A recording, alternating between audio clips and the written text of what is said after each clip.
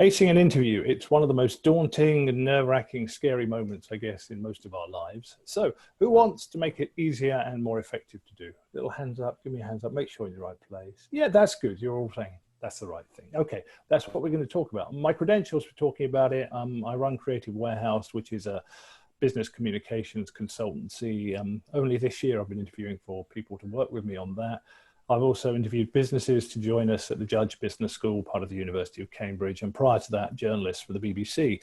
And of course, I've sat in on job interviews myself, trying to get jobs. So those are my credentials for talking to you today. Let's go straight in with something which is really, really, really, really important. This is the golden secret for acing an interview. Hopefully you'll be interested in knowing the golden secret of acing an interview, but being me, I won't just give it to you. I'm going to make you work for it naturally enough.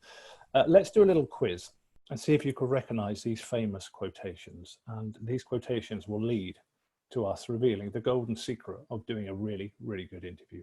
Here's one of my favorite quotations. It's from a sportsman. It was my father's favorite sportsman who said this: "The fight is won or lost far away from witnesses, behind the lines, in the gym and out there on the road, long before I dance under those lights." Oh, John, you are so fast. I hadn't even finished the quotation. Well done, Julie, as well. Neil, absolutely the greatest. Muhammad Ali, absolutely fantastic quotation, and hugely talented man. But that is so important. Yes, he had the talent, but he always believed it was getting ready for the fight rather than the actual fight itself, which was really, really critical. So that's one of the three quotations. Well done. You got that before I even finished. I can see we're going to have a good morning this morning. What about this one? "The only place where success comes before work is in the dictionary." Anybody know who authored that one? It's a tricky one because there are many, many people who claim that. It's the old story of success having 1,000 fathers, but failure being an orphan. It's attributed to many people, from Mark Twain to Vidal Sassoon and many, many others. But the importance of it is the quotation, and I love it. "The only place where success comes before work is in the dictionary." And just the final one, just to top it all off: "By failing to prepare, you are preparing to fail." Anyone recognize the author of that? It's had many, many incarnations since, but the original author is probably an American president, pretty well-known one. Appears on some of their currency. Anyone know it? Okay, that was Benjamin Franklin, and that's been adopted by many people in sports, in the arts and all that. It's another famous quotation. So just the important part to note to start with, like so much of life, the golden secret of doing it well is preparing. It's all the work beforehand, before you perform. Getting ready, making sure you're prepared, ready to go, ready to do your absolute best. So let's think about preparing for an interview. For me, there are two real parts to this. But if you're going to prepare for an interview, let's think, say you've got an interview in a week's time at a company that you really want to work for, with a job you really want to do. What are you going to start doing to prepare? What's the first few things you're going to do? Give us some ideas in the chat box. And Sarah, would you be kind enough to read some of these out? So yeah, sure. So we've straight away got Julian says research, absolutely. Yeah. Know the company, that sort of research as well. Oh yeah, all research the company, research the sector as well, definitely. Researching competitors and who they're working against is definitely a good idea. Yeah. Understanding the job, finding out about the company, understanding the job description, preparing questions. Great. That's a good one. Yeah. Find out who's interviewing you, know the people, check their culture and values. Oh, yeah. Search LinkedIn for details on the hiring manager. Yeah. And what to wear, of course. Yeah, good point, Gail. You're not saying anything about what I'm wearing today, are you? Because I never got the hang of that stuff. Really, really good. Really, really good ideas. I don't know if you even need me to do this, Al. Absolutely, really good ideas. What was interesting for me in that is you were all talking about research and knowing the company.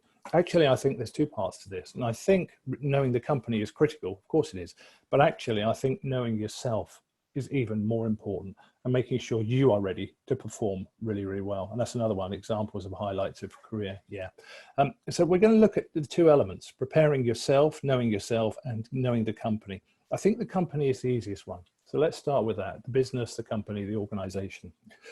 I'm thinking, in my rough research and talking to others, that you should spend probably about 20 to 25% of your time preparing about the business, knowing the business and knowing the company. And that's quite interesting, isn't it? Because a lot of you thought immediately, let's think about the business. But I think it's more critical to think about yourself and how you match with the business.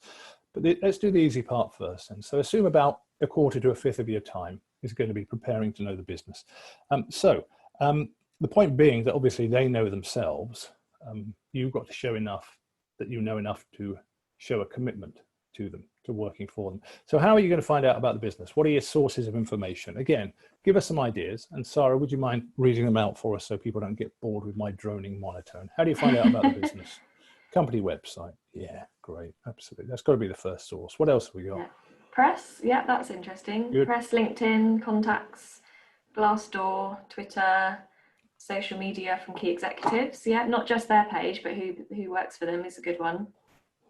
Google, Companies House, Charity Commission, Wikipedia. Yeah. Annual report. Yeah. Report and accounts. Mm-hmm. Yeah, really good idea. I'm not at all convinced you lot need me in the slightest. Okay, so thoughts of mine, I think you've pretty much got them.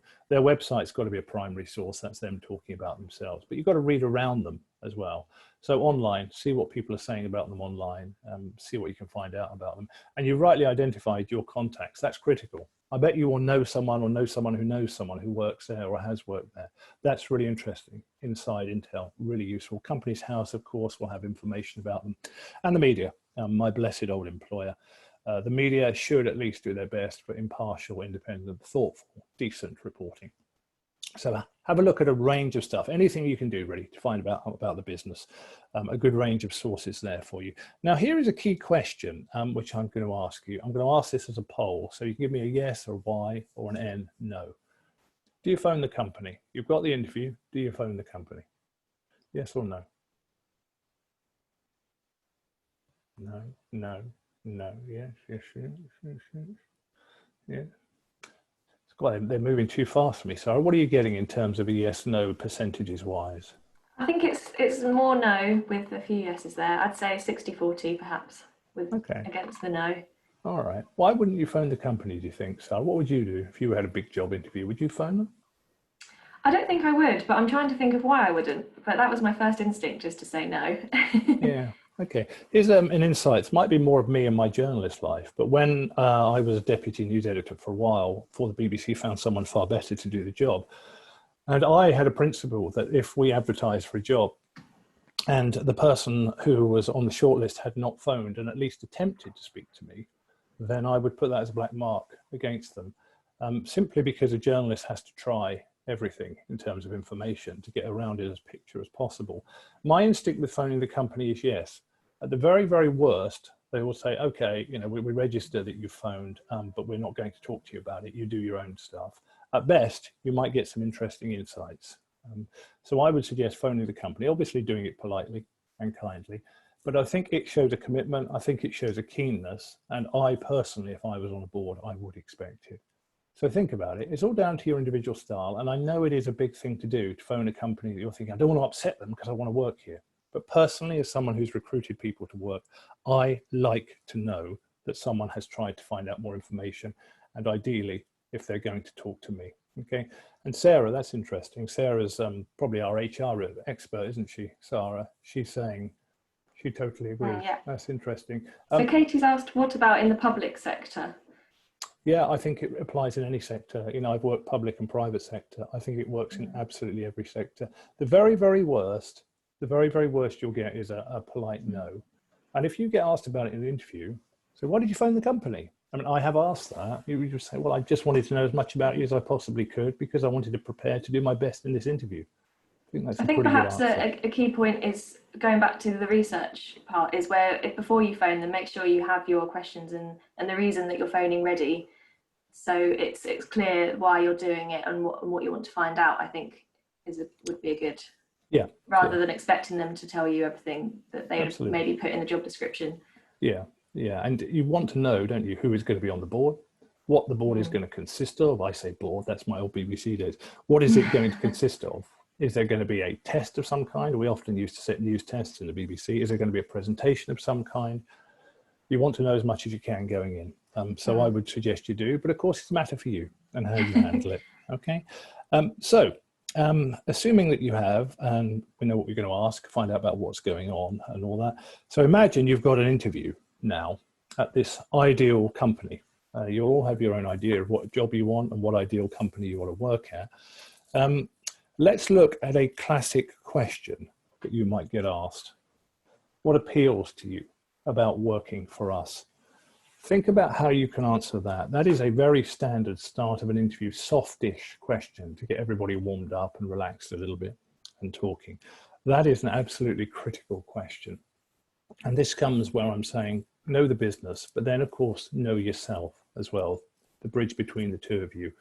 So it's saying, who are we, the business, and what appeals to you about working for us? Why would you be good for us as well?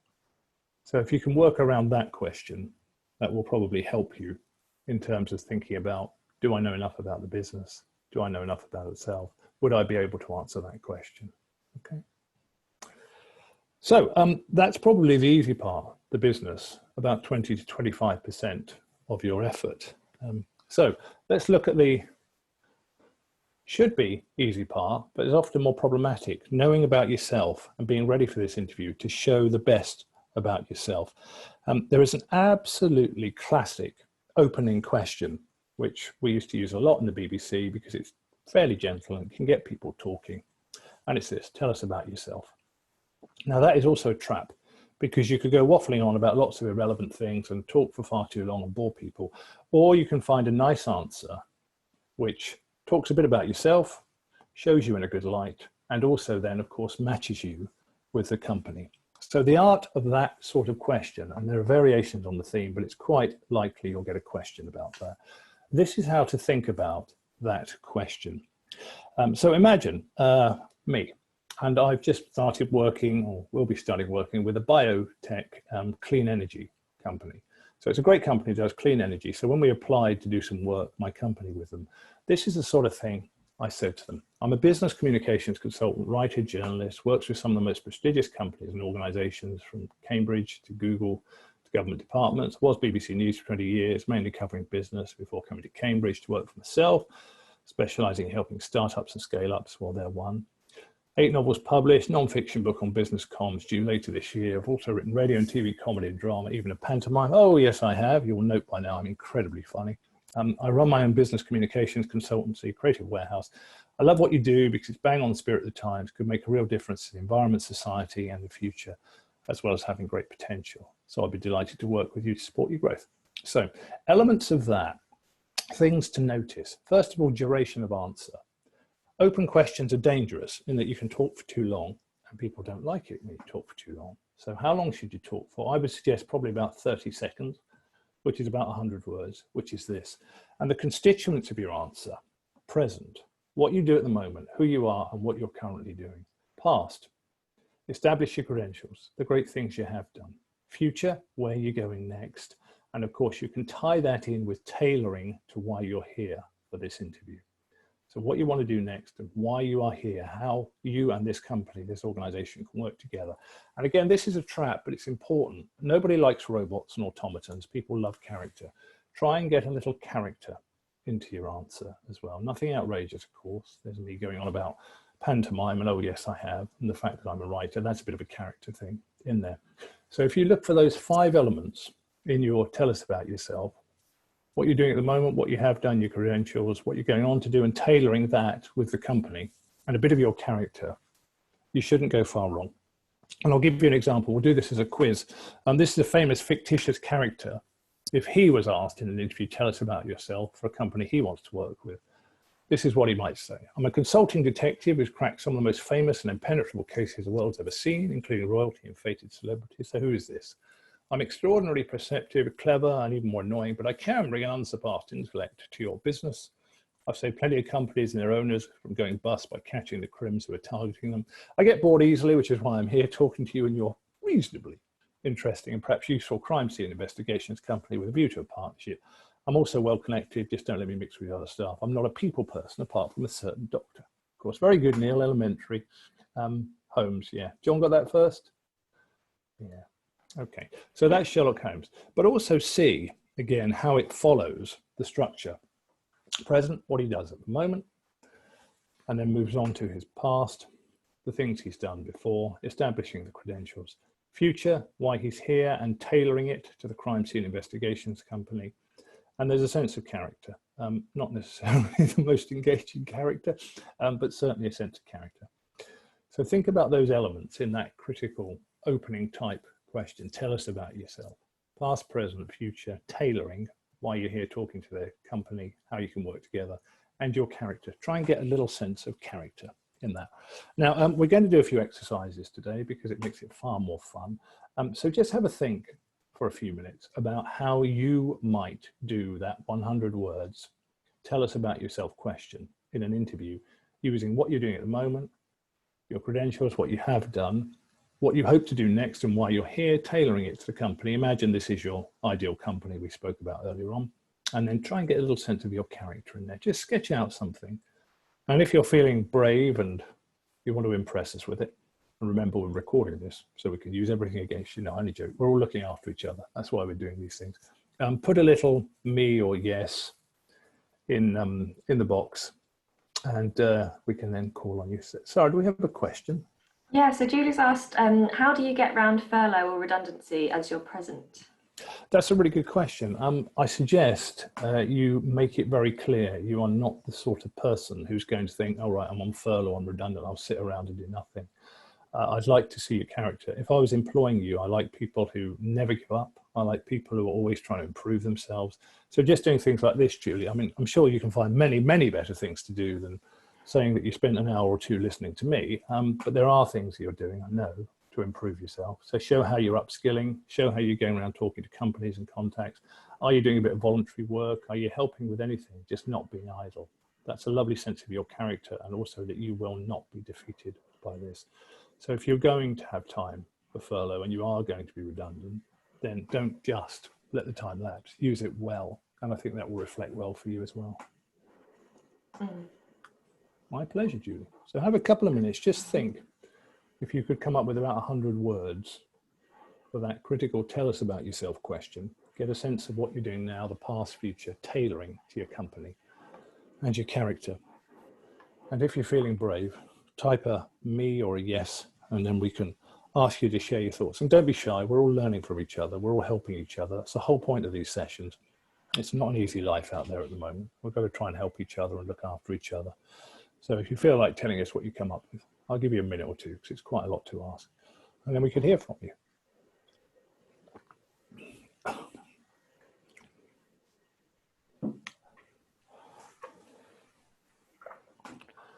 Now I want to come and ask Sarah. Sarah, you're the HR expert here.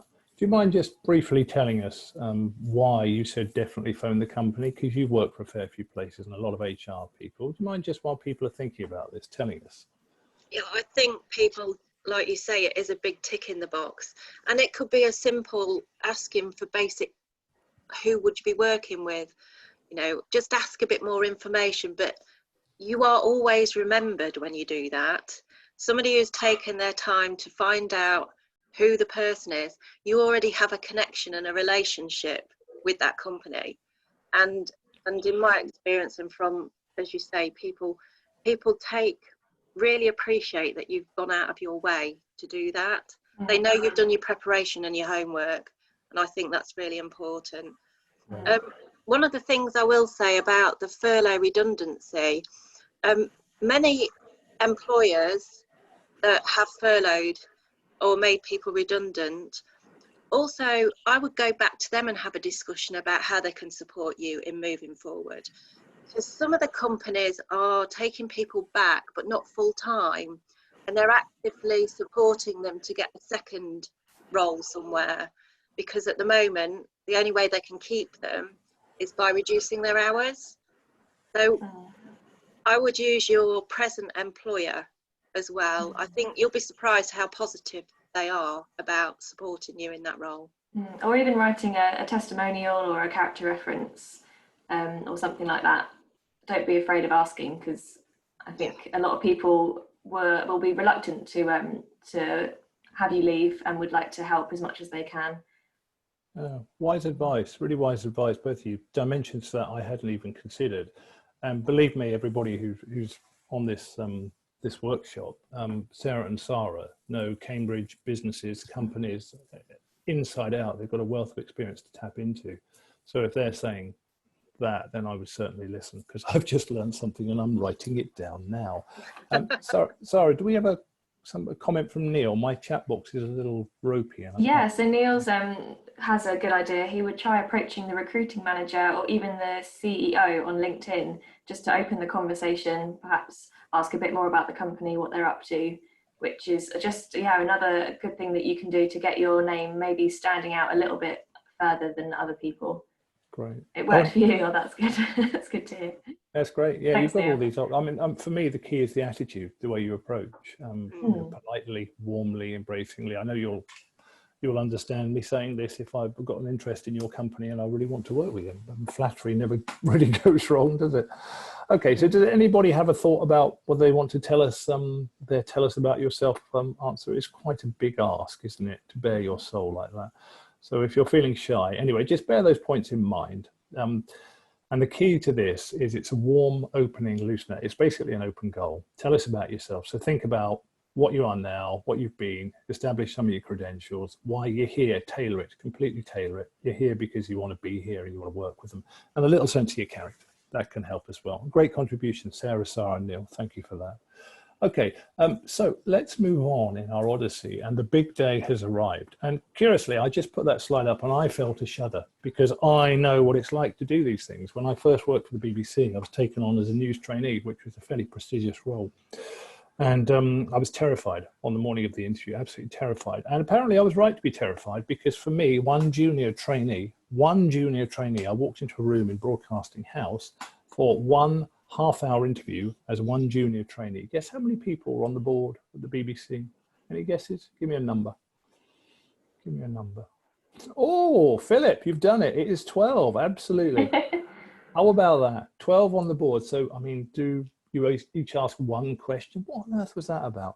So, the big day, I was nervous. And actually, part of the reason I got the job was because when I walked in the room and there were 12 of them, I went, and I thought, oh my God, I've laughed, I've blown it. And fortunately, they saw the joke and they laughed with me. And I rescued myself by saying, I'm just wondering if, you know, there's 12 of you for me. How many do you have for the Director General when you appoint them? And they sort of paused for a while and they laughed. I thought, oh, phew, I haven't blown it after all. And subsequently I hadn't, but that was one bad moment. Anyway, so big day, important stuff. The day has arrived, you're waking up, ready for the interview a bit later today. What do you do? What do you do? What are the things you do? Let's do the minutiae first. What do you do in the morning to prep? How do you get ready for this interview? Give us some ideas. It's a big moment for you. I know it's going to be a big moment. What do you do that's really important to get ready for the interview? Give us some ideas. You're all too horrified by yeah. You're horrified by my BBC story. So, Sarah, what have we got? So we've got reading the application, review your interview notes, double check the time of your interview, go for a walk, make sure you eat breakfast. Yeah, good idea. Travel times, yeah, that's good. Keep to your usual morning routine. That's good too, isn't it? That's clever because it keeps you sort of focused and not being too fretty. Yeah. So Julie suggested taking 15 minutes to meditate or do some mindfulness practices to ground yourself. Iron your clothes. Walk, yoga, warm up the voice, review notes. Yeah, great. Getting to the right frame of mind is good. Yeah. Make sure you have plenty of time, calm. Yeah. What else have we got? Eat sensibly and stay hydrated. Yeah. Good points. Yeah, it's really easy to forget to do that, isn't it? Yeah, good list. You're going to be nervous, but try and balance it. Coffee. I saw coffee come up. Yeah, that would be my first thing. And play some music. Yeah. So you're obviously going to be nervous. Try and manage that with however you do it. I tend to go out for a walk or a run. Music is good. Some other thoughts of mine. Morning news is actually worth reading or listening to, just in case there's a story about the company or the field they work in. If you can talk about that, if it comes up, that can be quite helpful. So knowing what's going on in the news agenda. You wouldn't believe how many times people don't reread the application and you ask about something on it and they say, oh, did I write that? Oh my word. Make sure you do. Rehearse set answers, so just go through them again. What to take with you. Don't forget, sometimes you want to take some things with you. I would always take, because I'm old-fashioned, a newspaper because it distracts me when I'm sitting waiting. BBC interviews were notorious for overrunning. You would often be sitting there for an hour, which really helped with the nerves. But if you've got a paper to read, at least it takes your mind off things, stops you fidgeting. Get in early. You don't need any more stresses. Make sure you are there early. Even if you sit in your car or outside waiting for half an hour before you actually go in, just know you're going to be there. And sort your clothing. I'm not going to give anyone fashion advice because I never, ever got the hang of it. But make sure you know what you're going to be wearing. And it's probably not the time for new clothes. Just something that you feel comfortable yet smart in. Okay, so the big day. Right, so moving on. So now we're moving towards the interview itself. You're going in there, and first impressions. Now, first impressions are really, really important. Some of the research tells us that when people are being interviewed for a job, the interviewers tend to have an immediate impression and then spend a lot of the rest of the interview looking for things to confirm that rather than listening independently and impartially. So first impressions, like everything in life, can be really, really important. So how do you make a good first impression? You're going to walk through that door. What have we got? I've just seen something. Was it from Julie? Wet handshakes. Yuck. The sort that slide through your fingers. Yeah. And Janet, no handshaking now. Yeah, absolutely. But so we've got to think about that, haven't we? So how do you make a good first impression? What are you got to keep in mind when you walk through that door and you see the panel of people who are going to be interviewing you? What you got to think of to make sure? Oh, what we got, Sarah? Yeah, most importantly, smile. Yeah, I think that's eye critical. Contact. Yeah. Breathe. Yep. Yeah, lots of smiling and eye contacting. Eye contacting, is that a word? Eye contact going on. Say hello. Yeah, make small talk. Hello. Yep, thank you for seeing me. Lovely day. Whatever, just to get you through that opening. Be calm and in control. Yeah. More complicated with the last one. Yeah, we're going to have to think of lots of different contingency plans now, aren't we? Chat gap. Yeah, and it's interesting because I was thinking about that. I mean, obviously in the old days you would just shake hands, but these days you can make a bit of a virtue of it being fun. You know, what do you want to do? Do you want to do elbow thing or none at all or whatever? Well, maybe perhaps just opening up the first question. How do you greet people in your organisation now? And then they must have talked about it. So, and it shows you're willing to get involved, I suppose. Yeah, absolutely. Yeah.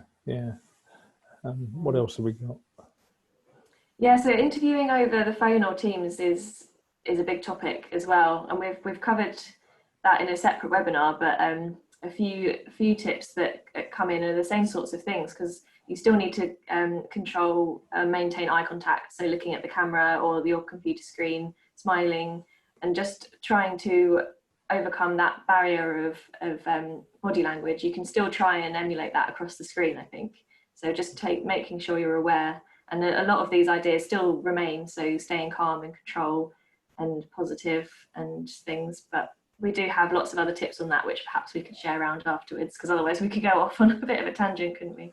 Yeah, we could do. So yeah, I mean, you will put out an email after this, won't you, to try and bring in some other bits and bobs we can help. And John has asked, I've seen, for video tips. And I did a 3-minute long video about how to look good on a webinar based on my BBC Learning. I think, Sarah, you've got the link to that as well. Yeah. I've sent you that previously. So we'll send you that out as well.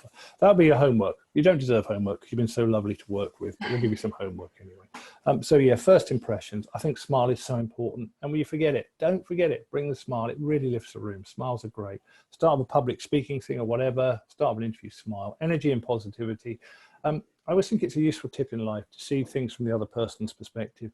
They might have been interviewing for several hours. They might be tired. If you bring energy and positivity to it, that really, really helps. And it shows you in a good light as well. Work out how you're going to greet people, because obviously these are very strange times and you don't want awkward stuff going on. And get comfortable. Get comfortable as well. You know, when you sit yourself down, make sure you're comfortable, you're sat right, you can see everybody, you're not squinting into burning lights or anything like that. Just get comfortable so you're performing at your absolute best. Okay, great. So let's have a look at another very obvious question, because a lot of what we'll do today is about questions you might get asked. What appeals about this career and why are you suited to it? And this is where your work on the business and the career that you're following and yourself comes in. So think about another obvious potential opening question. This is quite a common one. What appeals about this career and why you are suited to it? So think about yourself. What are your strengths? What do you like doing? What really makes you spark?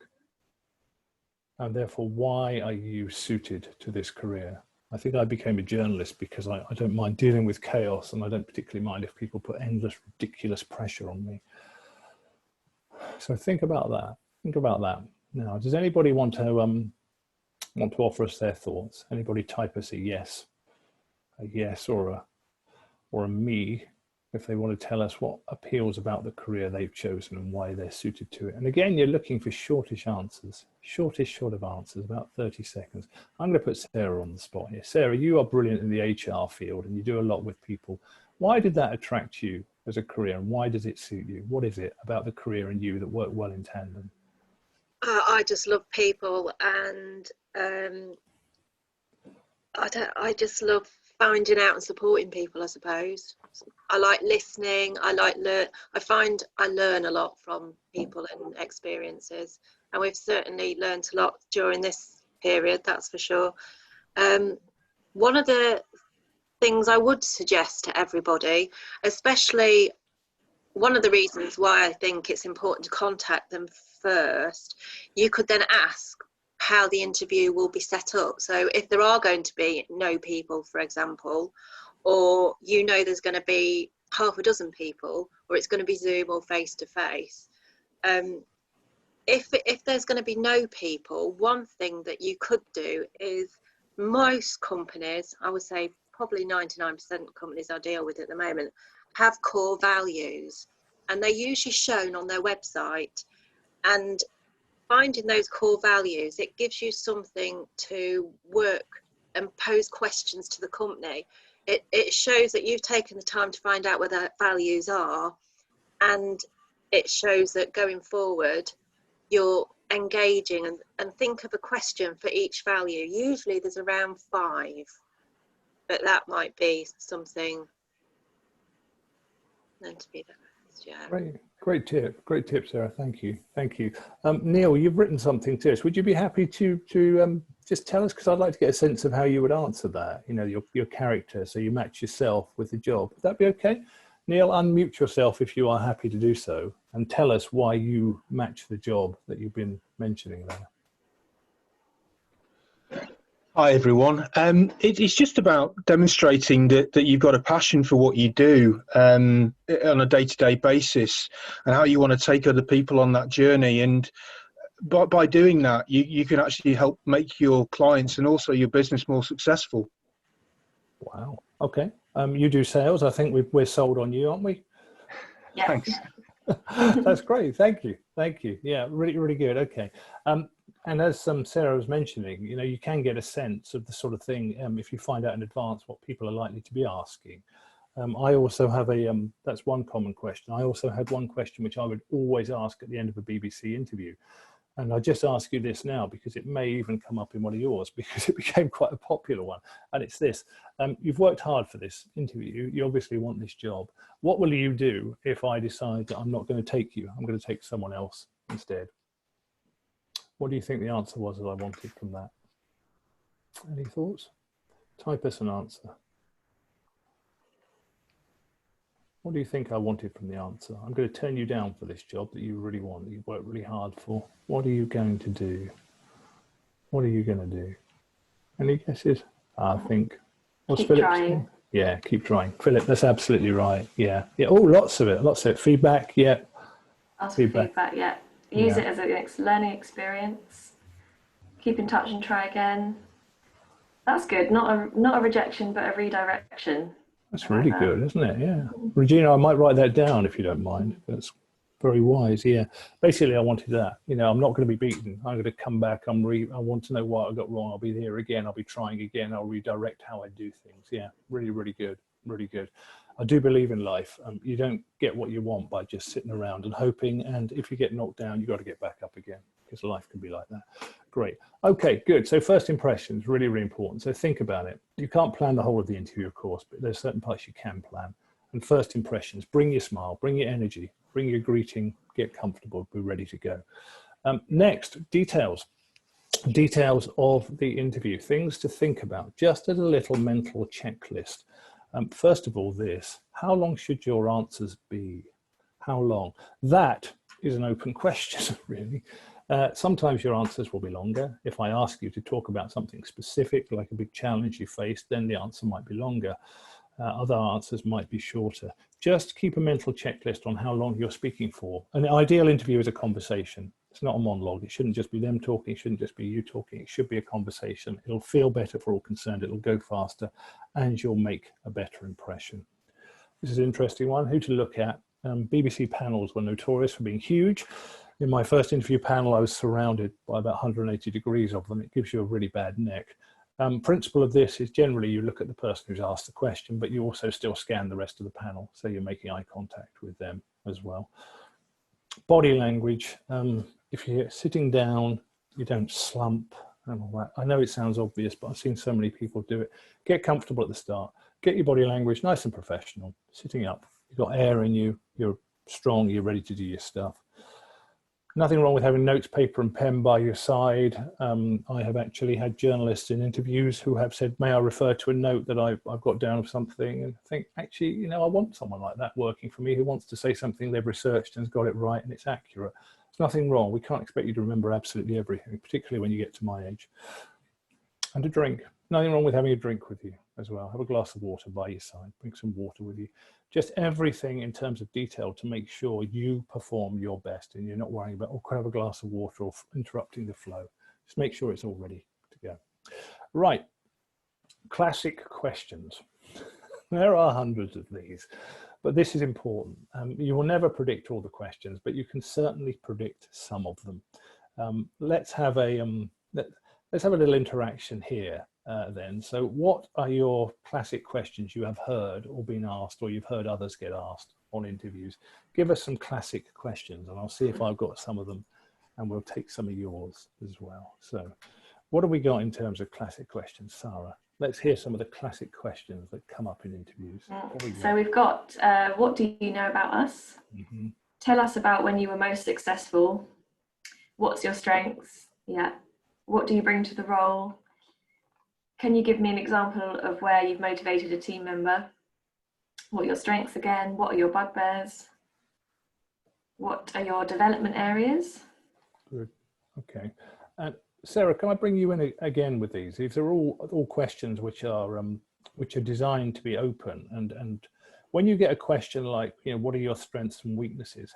You're obviously being asked to talk about a weakness, which is something you probably don't really want to be majoring on in an interview when you're presenting yourself. How do you answer something like that when it's a difficult question? You want me to answer that? Yes, please, Sarah. Sorry.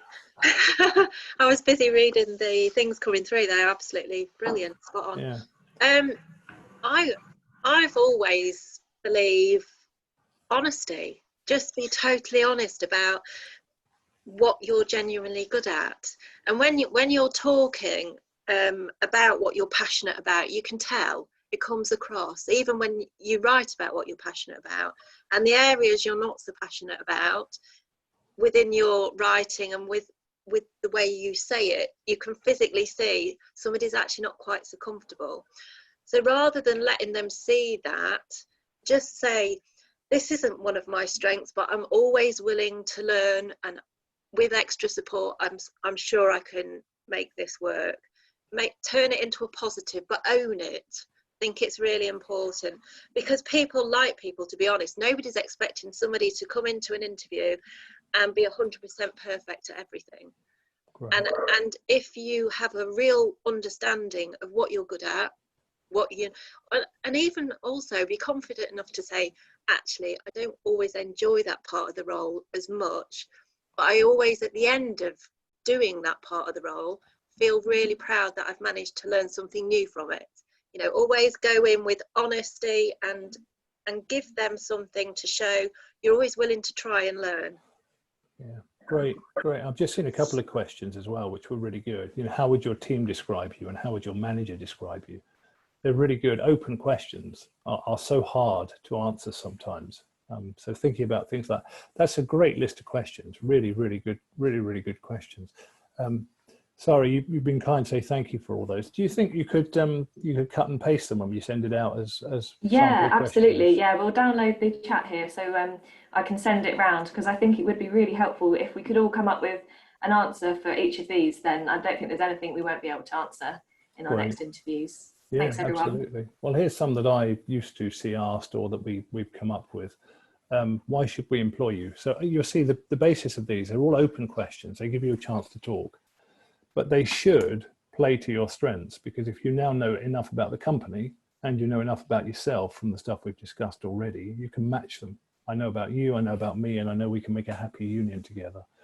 How did you handle a difficult situation is absolutely critical question. It comes up pretty much all the time.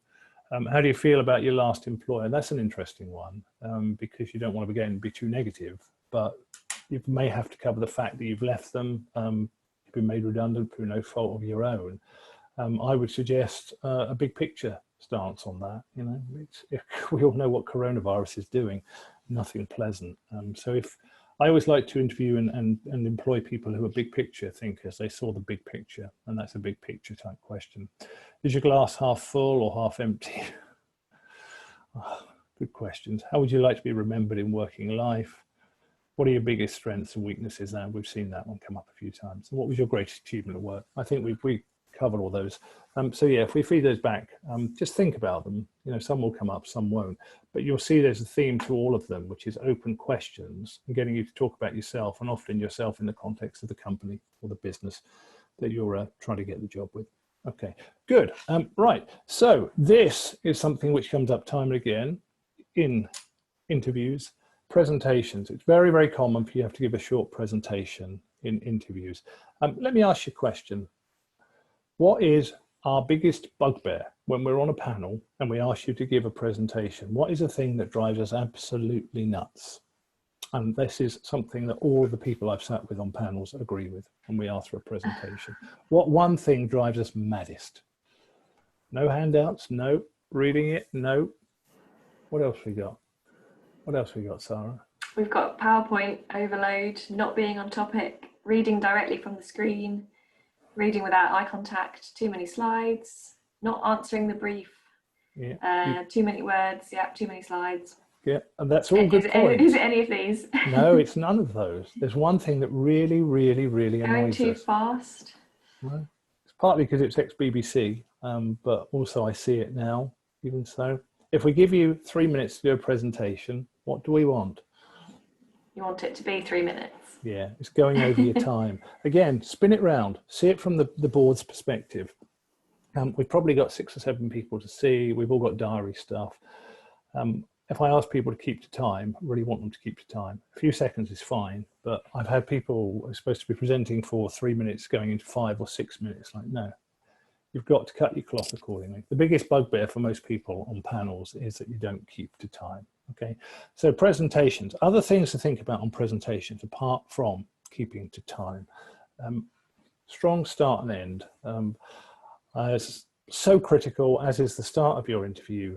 Starting the presentation well and ending it well. Strong start and end. If you think about anything, think about start and end. Stick to your story. You've already nailed that one. People wandering off the narrative, that's incredibly frustrating. Just stick to your story. Learn your lines. Not expecting you to be word perfect. No one ever is. And I don't mind people having cue cards. I don't mind that at all. But generally, if you've made an effort to learn your lines, that's really helpful, and occasionally refer to your cue cards. Eye contact is useful and important. Shows commitment as well.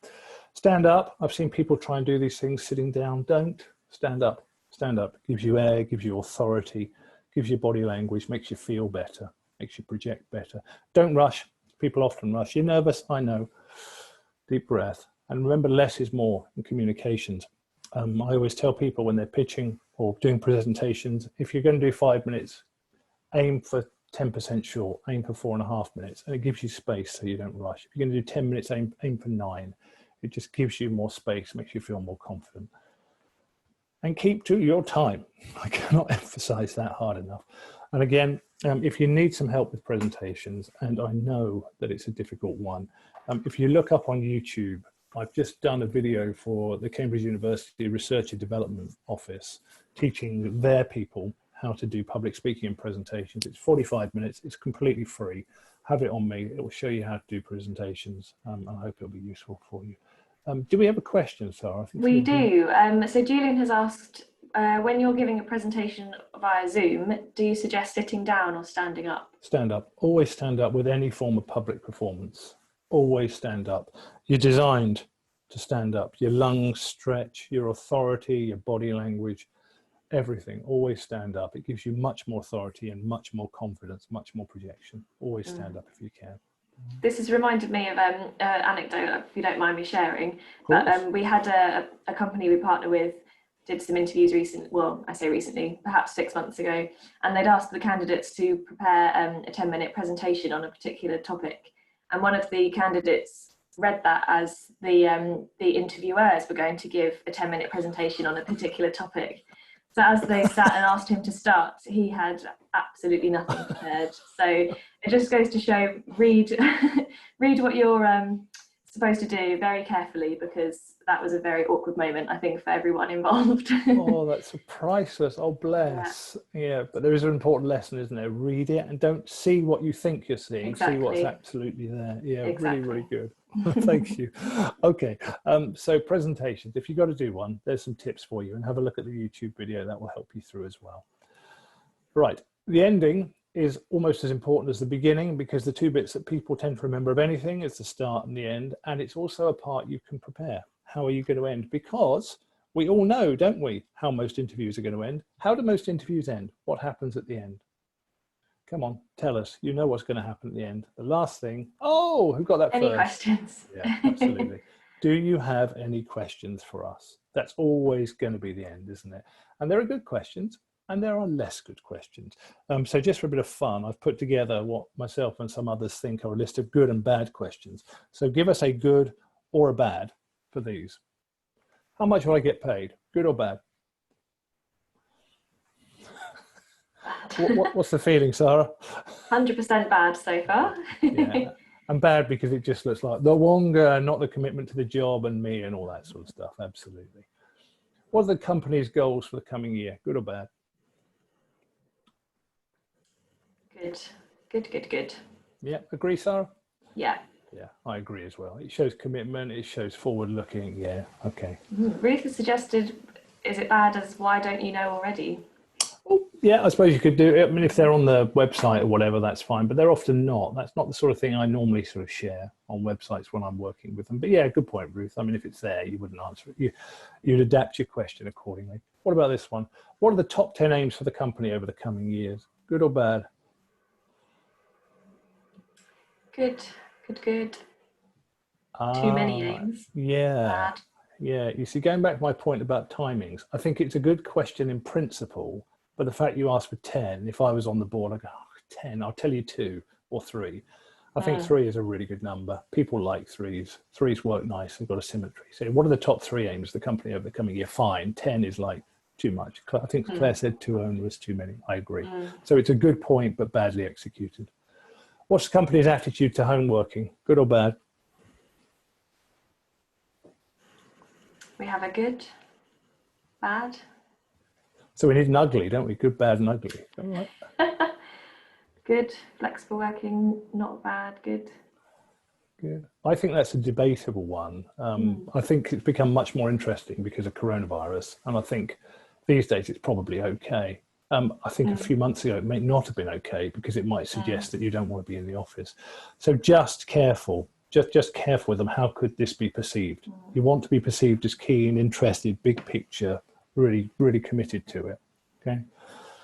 How receptive are the company to suggestions for improvements? Good or bad?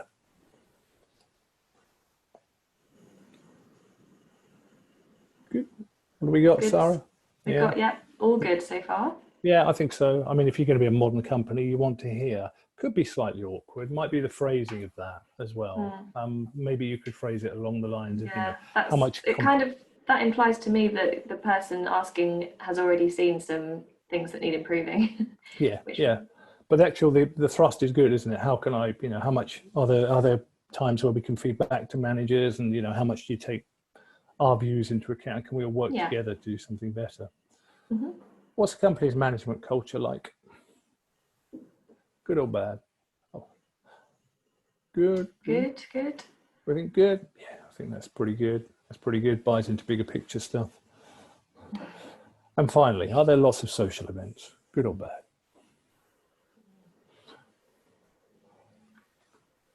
What do we think of that one? Lots of goods coming through, not sure. I think I'd ask that in a different way, perhaps. Yeah, yeah. I think that goes with the culture, doesn't it? I think if you say there are lots of social events, you don't want to get a beer can out of your bag at that point and raise it. It's worth, is there a good community feel to the company, might be a better way of putting it.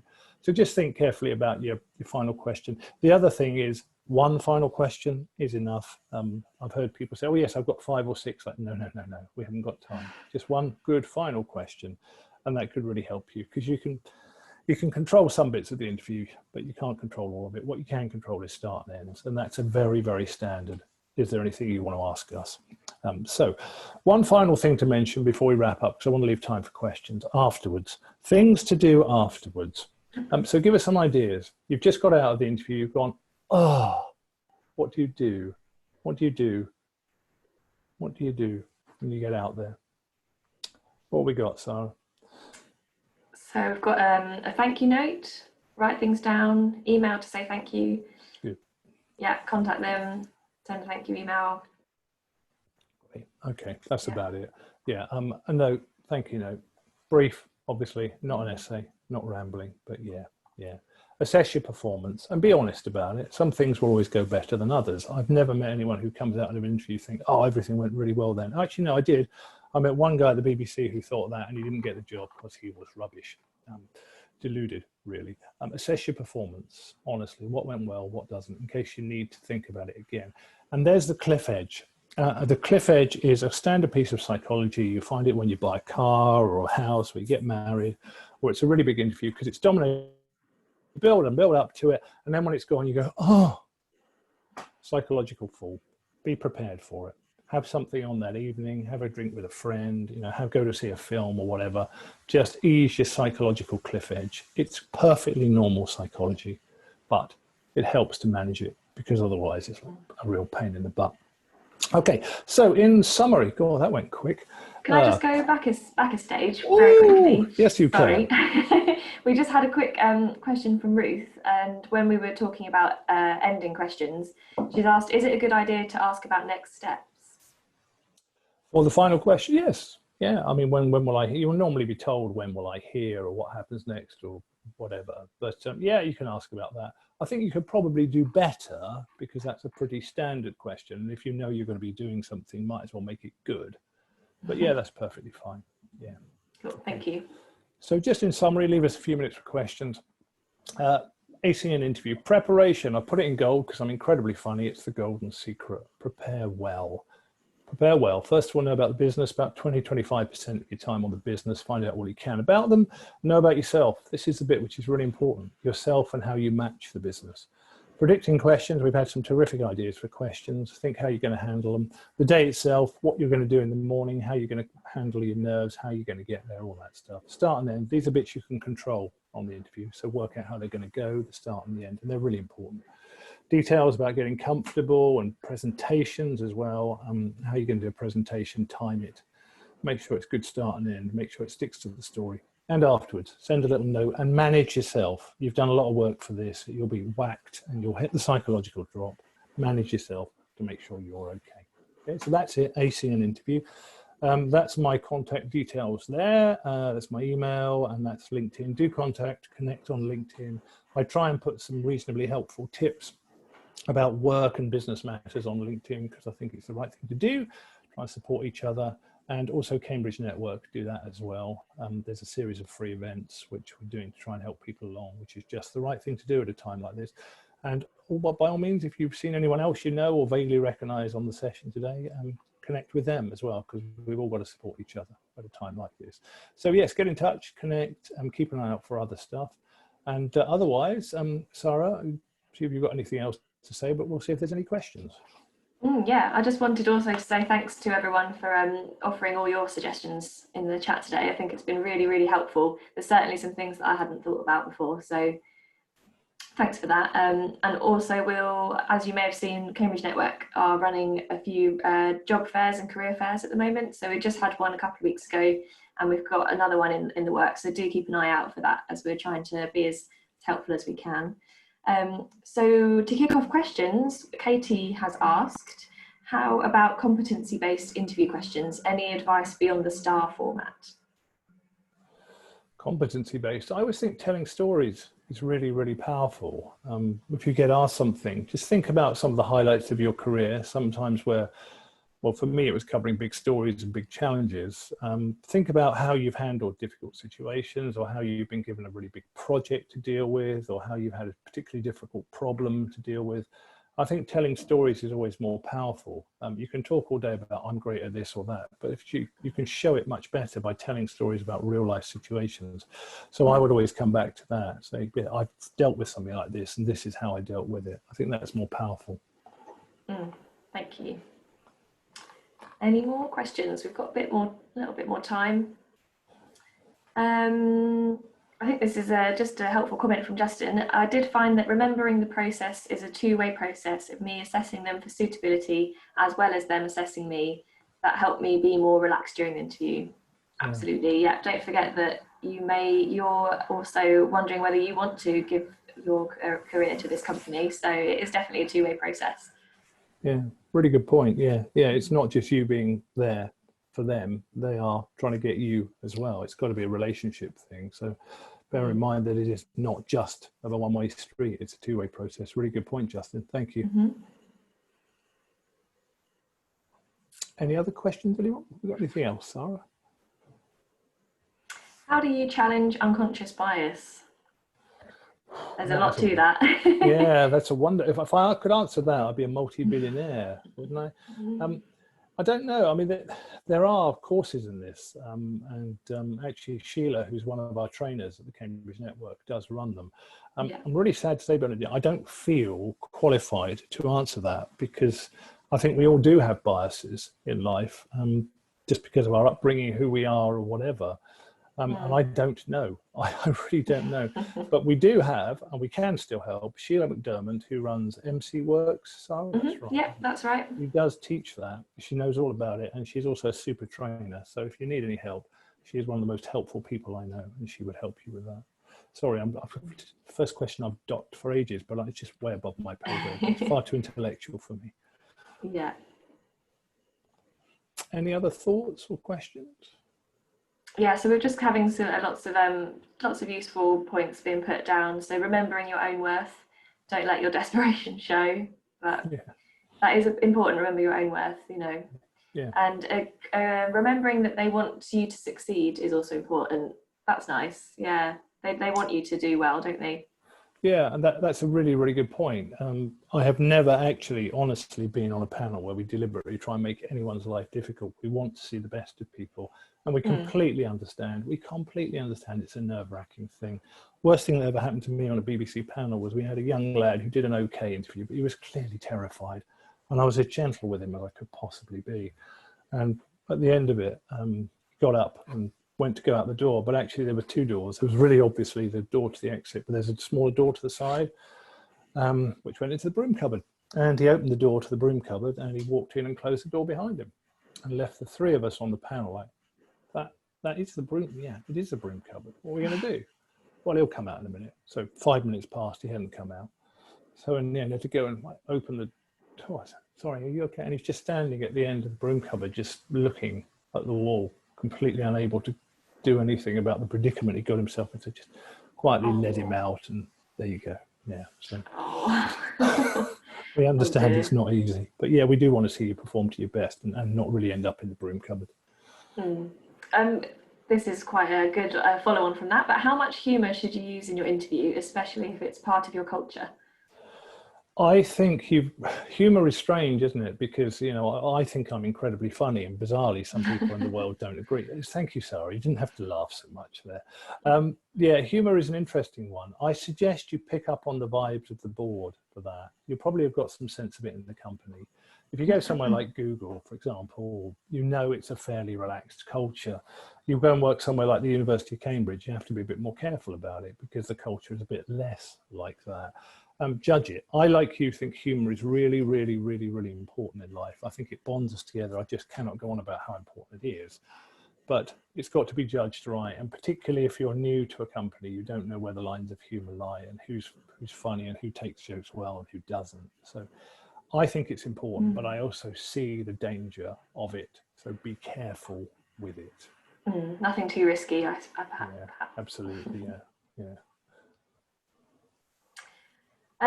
How do you, excuse me, how do you deal with the good and the bad interviewer? It seems to be a pattern that that there are these two characters during the interviews.